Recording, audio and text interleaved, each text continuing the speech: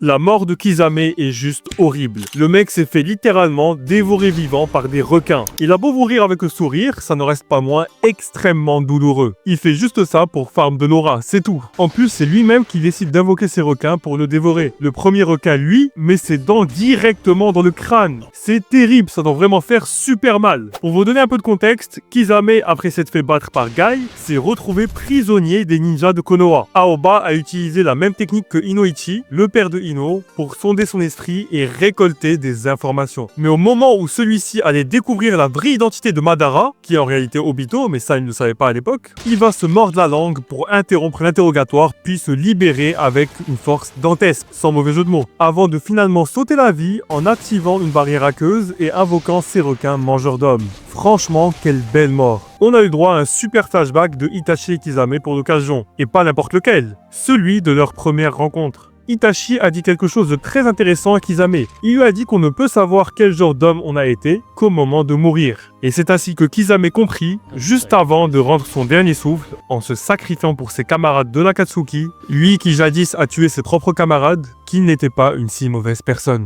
On n'en parle pas assez, mais la mort de Shisui, elle est quand même bien trash. Shisui avait prévu de lancer son genjutsu le plus puissant, le Koto Amatsukami, sur l'ensemble des membres du clan Uchiwa. C'était pour leur ordonner de ne pas attaquer Konoha. Pour rappel, le Koto Amatsukami est un genjutsu généré par le Mangekyo Sharingan de Shisui. Ce pouvoir ne peut être utilisé qu'une fois tous les 10 ans. Si Shisui avait réussi, cela aurait arrêté net la rébellion, et le clan des Uchiwa n'aurait pas été quasiment entièrement décimé. Mais c'était sans compter sur notre cher Danzo. Toujours dans les bons coups celui-là. Notre cher ami, ne faisant pas confiance à Shisui, et redoutant qu'il utilise son Koto Amatsukami sur lui et les hauts dirigeants de Konoha, attaque Shisui, lui vole un de ses yeux et lance des membres de la racine des forces spéciales à sa poursuite. Shisui part alors retrouver son pote Itachi et décide de lui confier son Mangekyo restant. Et pour gagner un peu de temps, donner un sursis sur l'attaque de Konoha par le clan Uchiwa, il décide de se suicider. Je comprends bien qu'il peut pas se présenter devant le clan avec un œil en moins. On lui poserait trop de questions. On lui demanderait comment il s'est fait ça. Et s'ils savent que c'est Danzo le responsable, ça envenimerait la situation, c'est sûr. Mais quand même, de là à se donner la mort. En plus, Shisui était ultra puissant, plus fort qu'Itachi. Il était craint et redouté de tous les villages malgré son jeune âge. C'est vraiment du gâchis. Si ça se trouve, il serait devenu encore plus fort dans le futur. C'est trop dommage. Et du coup, comment il décide de mourir? Il se jette du haut d'une falaise pour atterrir dans une rivière, la rivière Nakano. Et là, on a plusieurs options. Soit il est tombé dans la rivière et le choc l'a tué, à mon avis ça doit faire mal. Soit pire, pas de chance, il s'est écrasé la tête contre un rocher. Soit il est tombé dans la rivière et s'est laissé mourir noyé. La mort par noyade est sûrement encore plus horrible. Le pire, c'est que comme Kisame, le mec est mort en se laissant tomber le sourire aux lèvres, et sans même regarder où il allait atterrir. Bon oui d'accord, il était aveugle, mais il aurait pu jeter un petit coup d'œil avant, non? Décidément, ils veulent tous farm de l'aura. Jiraiya, la fameuse mort la plus marquante de Naruto, et une parfaite transition avec celle de Shisui, puisque Jiraiya, lui, est bien mort noyé. Il est mort noyé, mais en plus de ça, quand il est tombé dans l'eau, il avait déjà plusieurs blessures sévères dues au bâton noir de Pain. Et même un bras en moins, ce qui est déjà bien douloureux. À vrai dire, il serait mort dans tous les cas de ses blessures. Mais comme Pain a remarqué qu'il était encore en vie, il a essayé de l'achever et c'est là que Jiraiya se jette à l'eau. Comme d'hab, il meurt avec le sourire, on se croirait dans One Piece. Il n'a pas l'air de souffrir, il coule paisiblement. Pour mourir noyé, ça prend entre 2 et 4 minutes. Difficile à dire s'il est mort de ses blessures ou noyé. Surtout que ces blessures ont sûrement pour effet d'accélérer sa noyade. Je ne pense pas qu'il puisse respirer normalement avec les poumons perforés. Dans tous les cas, la mort est atroce. Il avait même la gorge broyée, c'est juste horrible. Et mourir noyé, c'est vraiment épouvantable. Vous pouvez de moins en moins respirer, le corps panique, les muscles se contractent, ensuite l'eau rentre dans vos poumons. Bref, c'est affreux. On a tendance à l'oublier, mais Gaara est mort. Il est mort puis a été ressuscité par grand-mère Chiyo. C'est le scellement de Shukaku dans la statue Gedo qui a provoqué sa mort. Il a été capturé par Deidara après un combat explosif au-dessus du village de Suna. C'est dur à juger à quel point il a souffert. Après tout, dans notre monde, on ne peut pas se faire sceller comme ça. Mais il m'a pas l'air d'avoir passé un très bon moment. Et le scellement a quand même duré plusieurs jours. Kakuzu possède 5 cœurs. Il faut donc le tuer 5 fois pour qu'il meure définitivement. Autant je n'ai pas l'impression qu'il ait grandement souffert à la mort de ses 2 premiers cœurs. Le mec arrivait quand même à taper la discute avec Kakashi qui venait de le transpercer avec un Chidori. Autant il a dû sentir passer le Rasen Shuriken qui a détruit 2 de ses 3 cœurs restants. Des milliers d'aiguilles de chakra l'ont transpercé à échelle cellulaire dans tout le corps, lui infligeant des dégâts internes. C'est vraiment terrifiant. Regardez l'étendue de la déferlante de chakra qui s'est dégagée de l'attaque. C'est ouf. D'ailleurs, je sais pas vous, mais moi je préfère le Rasen Shuriken qui s'utilise au corps à corps plutôt que celui qu'on a eu à partir de Pain qui est lancé comme un Shuriken Fuma.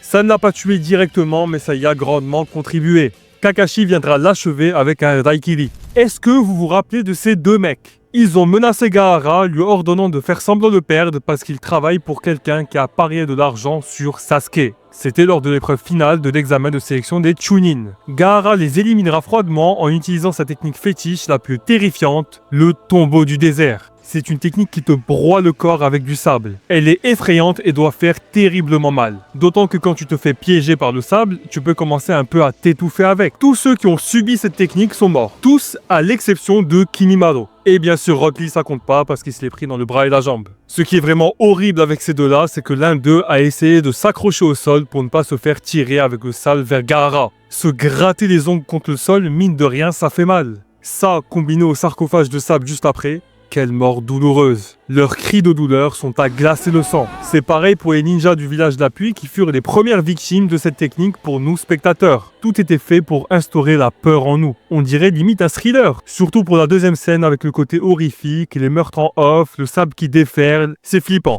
Obito a fait un carnage quand même. J'étais choqué quand j'ai lu les chapitres à l'époque de leur sortie. Le tout gentil Obito qui décime autant d'humains. Wow, c'était ultra sanglant. Obito, qui a été prévenu que Rin et Kakashi étaient dans le coin, se lance à leur recherche vêtu du Gudo Zetsu, le Zetsu Spiral. Quand il les trouvera, il sera face à une scène abominable. Son ami Kakashi en train de transpercer Rin, sa bien-aimée. Mort, soit dit en passant, horrible. Et les embouts de Kiri qui se font massacrer par Obito, c'était violent. Les coups d'Obito sont super puissants du fait du Zetsu qu'ils revêtent. Il brise des masques super violemment, il utilise même le Mokuton pour transpercer l'ennemi. C'est vraiment horrible. Ça a l'air hyper douloureux. Je ne parle même pas de quand il va écraser certains sous des troncs d'arbres. Le petit Obito s'en est donné à cœur joie. Et puis cette scène où le Zetsu Spiral va s'enlever, on va découvrir le visage ensanglanté de Obito, et il dira ces mots: « Je suis en enfer ». Sakon et Ukon sont deux ninjas du quartet du son subordonnés d'Odoshimaru. Ils ont affronté plusieurs ninjas de Konoha et on les a vus pour la première fois lors de l'attaque du village par Suna et Oto. Ils ont créé la fameuse barrière magique qui a permis à Orochimaru et Hiruzen de se battre sans intervention extérieure. On les revoit ensuite dans l'arc de la poursuite de Sasuke, ils mettront Raido également dans un piteux état à l'aide de leurs camarades. Puis leur premier gros combat sera contre Kiba et son fidèle compagnon Akamaru. Ils ont une technique effroyable qui leur permet de fusionner avec quelqu'un, partageant ainsi leur organisme et le tuant de l'intérieur. Ils connaîtront une fin tragique contre Kankuro qui les enfermera dans sa marionnette Kuroari et les transpercera de part en part de tous les côtés à l'aide de l'âme de son autre marionnette, Karasu. Cette technique s'appelle le théâtre de marionnettes et franchement, elle est terrifiante. Déjà, se faire transpercer de tous les côtés en même temps, ça doit bien faire souffrir, mais en plus, tu vois même pas l'attaque arriver. Tu es enfermé, incapable de sortir, tu es piégé, c'est vraiment terrible. En parlant de Kankuro, il se bat quand même beaucoup avec du poison. Et justement, je cherchais un personnage qui est mort empoisonné dans Naruto. Quand on voit comment c'était un calvaire pour Kankuro quand il s'est pris le poison de Sasori, il est facile d'imaginer à quel point ça doit être une mort terrible. Hélas, personne ne meurt du poison. À chaque fois, la personne trouve un moyen de s'en sortir. Kankuro, Sakura le soigne. Grand-mère Shio, elle se sacrifie pour ressusciter Gaara avant de succomber du poison. Shino, son père vient le sauver. Il n'y a que Sasori qui est plus ou moins mort du poison, mais il est surtout mort parce que son cœur s'est fait transpercer. Donc pas vraiment du poison au final. Et puis il est difficile de juger sa souffrance quand le mec s'est transformé en marionnette et n'a laissé de lui qu'une sorte de cœur qui renferme sa conscience. Je m'étais fait la même réflexion pour l'Amaterasu. À chaque fois, quelqu'un l'éteint ou le scelle, ou en fait ça a brûlé que le bras ou que l'armure, du coup on enlève et c'est bon. Mais en fait non, il y en a bien qui sont morts de l'Amaterasu. Il s'agit des Zetsu blancs. Et le premier à en mourir n'est nul autre que le Zetsu originel. Et c'est ainsi que ces flammes qui ne s'éteignent pas avant de consumer entièrement leur cible ont brûlé vif notre cher Zetsu. Ça a dû être bien douloureux. Mais en vrai c'était rapide pour son cas, on ne peut pas en dire autant de ses clones. Itachi et Kimimaro ont un point commun. Ils sont tous les deux morts après une longue maladie et en combat. Kimimaro lui est mort de sa maladie alors qu'il livrait un combat féroce contre Gaara et était sur le point de lui porter un coup fatal. Il a longuement souffert, craché du sang, été cloué au lit, mais c'est sa volonté qui l'a fait bouger et combattre pour Orochimaru pour récupérer ce jeune corps auquel son maître tenait tant, celui de Uchiha Sasuke. Itachi c'est un peu pareil. Il était gravement malade depuis plusieurs années. C'est l'attente de se faire tuer par Sasuke dans le cadre de sa vengeance du clan Uchiwa qui le poussait à rester en vie. Il se gavait de médicaments en attendant ce jour. Le jour de leur duel, il était très mal en point. Il n'arrivait pas à esquiver des attaques qu'il devrait normalement être capable d'éviter. Il mourra suite à son combat contre Sasuke qui lui a infligé pas mal de dégâts. Ce n'est pas clair s'il est mort tué par Sasuke ou simplement de sa maladie comme Kimimaro. À mon avis, c'est un mélange des deux. Quoi qu'il en soit, Itachi a beaucoup souffert pour en arriver là, que ce soit physiquement ou mentalement. Mais dans cette vidéo, on traite plutôt la souffrance physique. Tous ceux qui ont servi de sacrifice pour l'Edo Tensei Kung Fu, le subordonné de Danzo, m'ont l'air d'avoir beaucoup souffert. On a vu qu'il a crié quand Kabuto a activé le jutsu.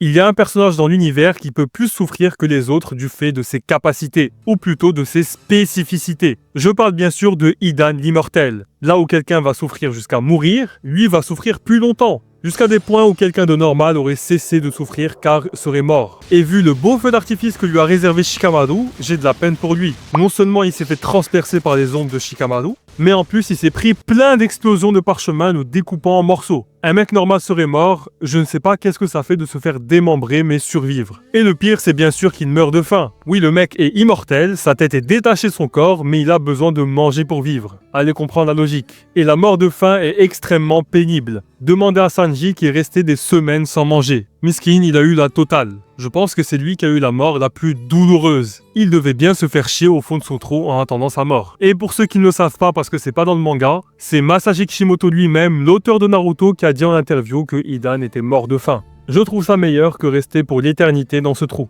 Et puis on avait un indice avec Kakuzo qui dit que dans ce monde, personne n'est vraiment immortel.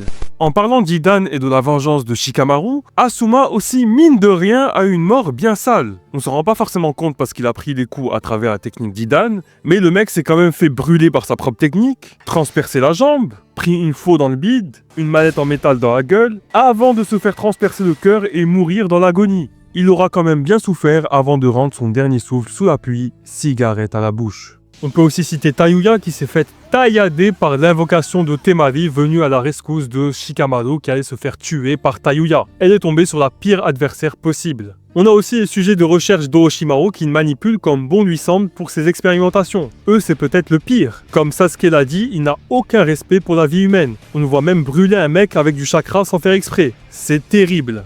Voilà, n'hésite pas à t'abonner pour plus de vidéos sur Naruto ou d'autres animés. Si le concept t'a plu, je le ferai avec d'autres animés, notamment Shingeki no Kyojin.